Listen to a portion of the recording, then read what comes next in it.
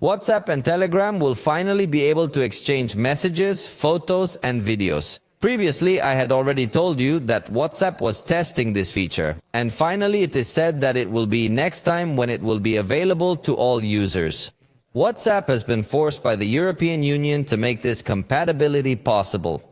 Specifically, it is because of the Digital Markets Act, where the largest technology companies have been forced to facilitate interaction with other services in order to avoid monopolistic practices. March is specifically the deadline where these companies have to present these updates, so starting next month we will be seeing this compatibility of WhatsApp messages with Telegram messages and even with other applications. In WhatsApp, there will be a specific section called third-party chats, where chats from other applications will be listed so they will not be on the main screen. According to Dick Brower, who is WhatsApp's Director of Engineering, this interoperability with other developers' apps will work by exchanging messages, even files, videos, voice messages. So, it's definitely a pretty big change that could even cause WhatsApp to lose a lot of users, but it's something they're forced to do. However, there are several things that are still pending to know, such as whether the messages will be encrypted, because currently WhatsApp does use encryption of its own, but if they are going to exchange messages with other apps, also the other apps need to use the same encryption protocol. So things are very complicated at the developer level, especially to agree on maybe using a standard encryption protocol.